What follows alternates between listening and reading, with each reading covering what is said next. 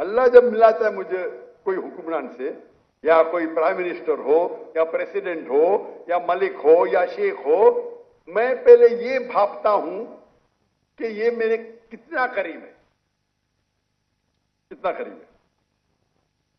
और क्योंकि ऐसी कुछ चीज कहना कि मुझे पता है 100% नहीं मानने वाला है, तो छोटी चीज कहो ना तो मानेगा। क्योंकि जब मैं मिलता हूं जो हेड्स ऑफ स्टेट से, माशाअल्लाह हमारे वहां 85 से ज्यादा तो मिल चुका हूं मैं, जो मुस्लिम ममालिक के है, गैर मुस्लिम ममालिक हेड्स ऑफ स्टेट से भी मिला हूं मैं।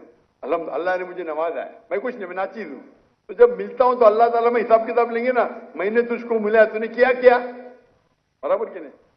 तो ये मुझे एज अ दाई मुझे देखना चाहिए वो उसके नजदीक मेरी इज्जत कितनी, और बेस्ड ऑन इज्जत मैं रिकमेंडेशन देता हूं।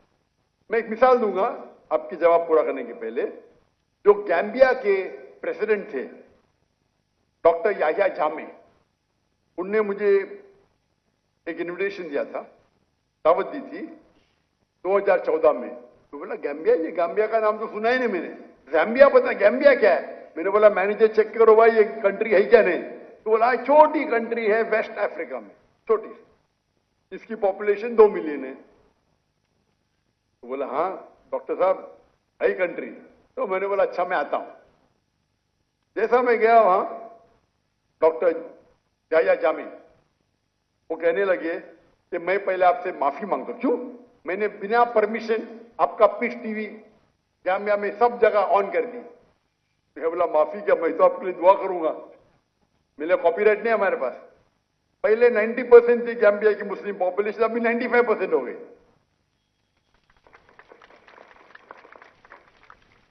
और मुझे वो चाहते थे। फिर उन्होंने कहा कि मुझे पता है आपको यहां वहां जाने में प्रॉब्लम है।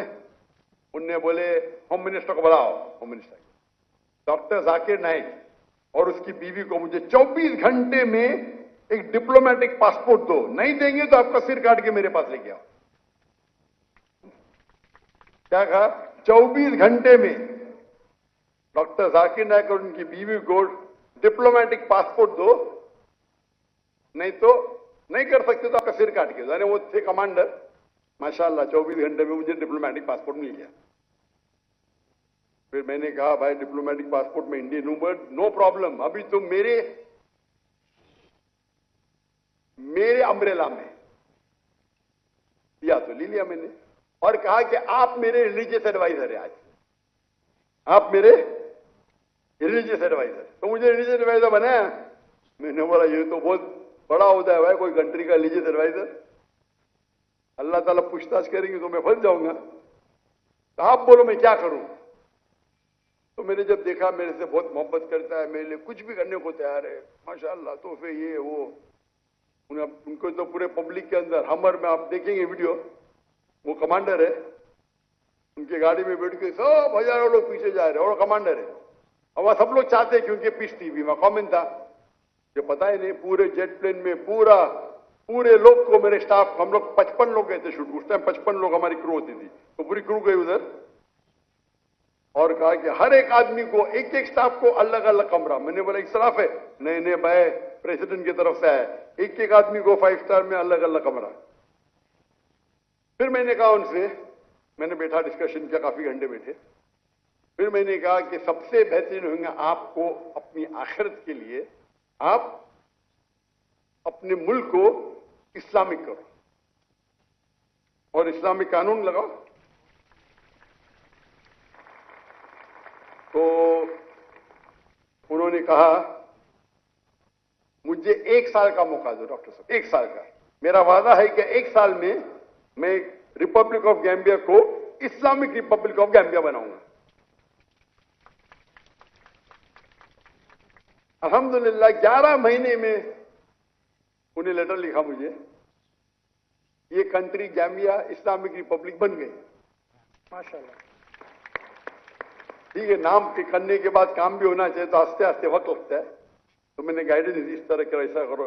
ये खाली एक ही बहुत से लोग से बात करता हूं, मिलते रहता हूं, अल्लाह ताला मौका देता है। ये बहुत करीब थे मेरे, माशाल्लाह। तो फिर उन्हें लागू करना शुरू किए फौरन।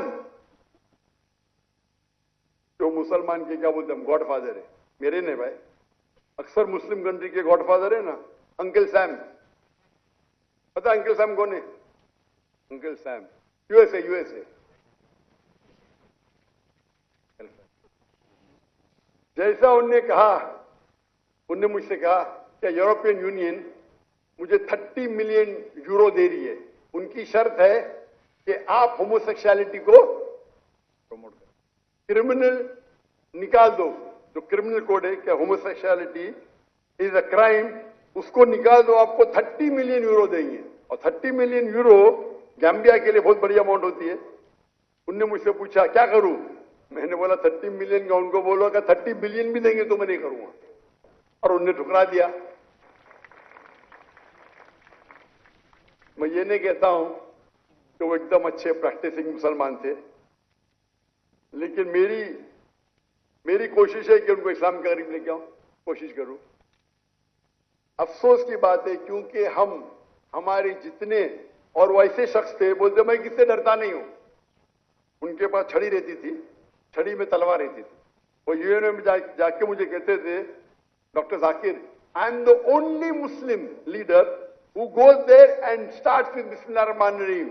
No one. I'm a Muslim. I'm proud to be one. Height भी थी माशाल्लाह उनकी।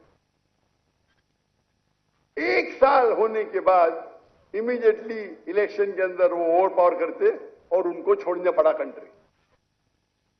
25 साल रूल किए। जब उनने अपने कंट्री को इस्लामिक कर दिए, वो कह रहे थे this is the 4th Islamic country या 5th। Pakistan, Iran, I think Afghanistan, तो वो कह रहे थे 4th या 5वीं कंट्री है। और यूएसए के न्यूज़पेपर में आता है doctor Zakir Naik is the godfather of doctor Yahya Jami. वो याह्या जामी क्योंकि वो कंट्री छोटी है, तो मैंने उनसे कहा इंशाअल्लाह अल्लाह सुब्हानहू व तआला, यहां की प्रेसिडेंसी की वैल्यू कुछ नहीं, अल्लाह ताला आपको इंशाअल्लाह आखिरत के अंदर जो दर्जा देंगे वो यहां से कई बेहतर है। तो जब भी मैं कोई प्राइम मिनिस्टर या प्रेसिडेंट या कोई किंग या कोई शेख से मिलता हूं, मैं कोशिश करता हूं कि मैं उन्हें पैगाम पहुंचाए।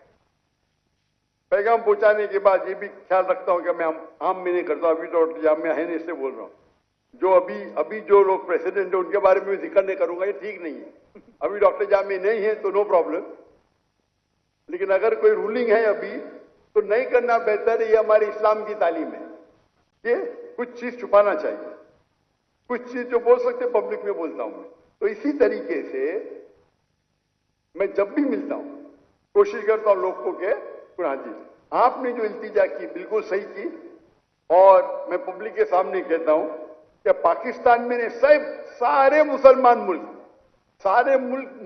मुल्क ने गैर मुसलमान मुल्क में भी मेरे हिसाब से शरिया लागू होना चाहिए।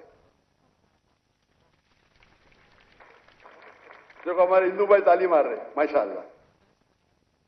आप चाहे या ना चाहे, मैं चाहूं या नहीं चाहूं, कुरान मजीद में अल्लाह ताला ऑलरेडी फरमाते हैं 3 जगह, सूरह तौबा सूरा नंबर 9 आयत नंबर 33, सूरह फतह सूरा नंबर 48 आयत नंबर 28, और सूरह सफ सूरा नंबर 61 आयत नंबर 9 में अल्लाह ताला फरमाते वल्लज़ी अरसल रसूलहु बिल हुदा वद्दीनुल हक लियुज़हिरहु अला दीन कुल्ले। क्या अल्लाह ने अपने आखिरी पैगंबर मोहम्मद सल्लल्लाहु अलैहि वसल्लम को भेजा दीनुल हक के साथ, ताकि वो सारे मज़ाहिब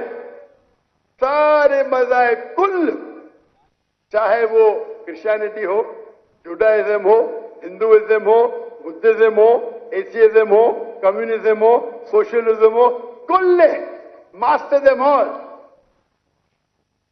वलौ करियल मुश्रिकून। 2 जगह अल्लाह ताला फरमाते वलौ करियल मुश्रिकून, कितना भी वो मुश्रिक लोग गैर मुस्लिम लोग चाहेंगे फिर भी ये होंगे। और एक जगह अल्लाह ताला फरमाते वह कफा बिल्लाही शहीदा, और काफी है अल्लाह शहादत के लिए। तो ये 3 जगह अल्लाह ताला का वादा है कि सारी दुनिया की हुकूमत इस्लामिक होगी।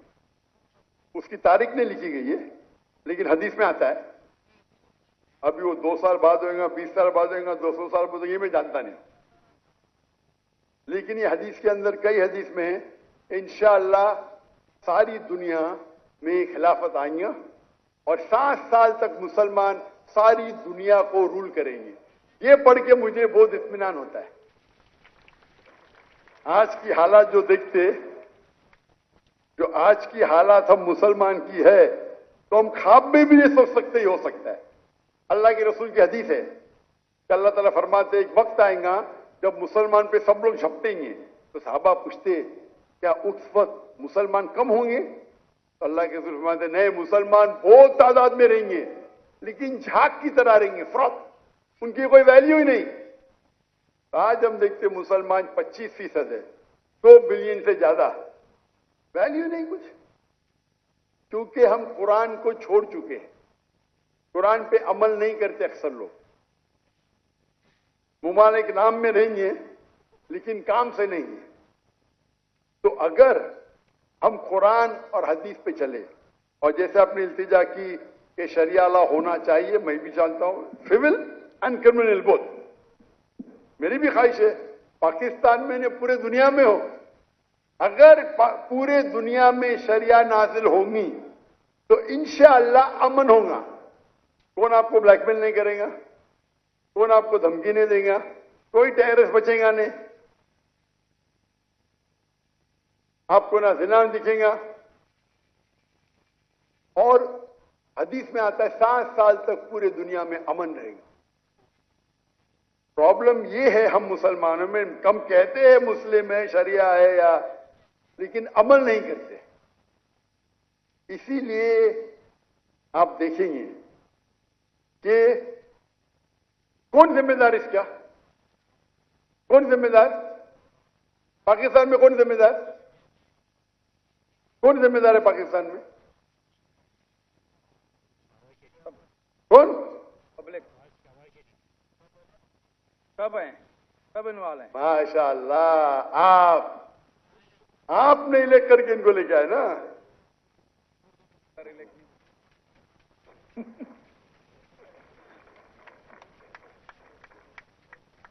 डेमोक्रेसी इस्लाम में अलग डेमोक्रेसी था, ऐसी होती नहीं, बट फिर भी आप है।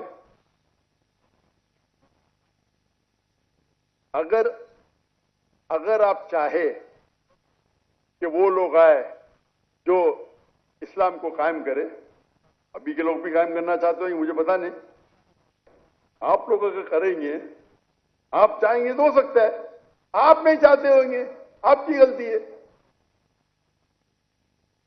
तो अगर हम चाहते हैं तो बिल्कुल आसान है। और ये इसकी बुनियाद, ये मुल्क की बुनियाद ही है इस्लाम। इस्लाम के नाम पे अलग हुआ तो आपके लिए तो और आसान है। आपके कॉन्स्टिट्यूशन में लिखा हुआ है, हमारे कॉन्स्टिट्यूशन में तो नहीं है, आपके कॉन्स्टिट्यूशन में। तो आप कॉन्स्टिट्यूशन में लिखा है, तो आप जो तरीका है, जो अच्छे दानिश्वर है मुसलमान पाकिस्तान में, मिलो, जाके उनसे बात करो, क्या लॉज है पढ़ो, और इंशाअल्लाह मन के साथ ये हो सकता है।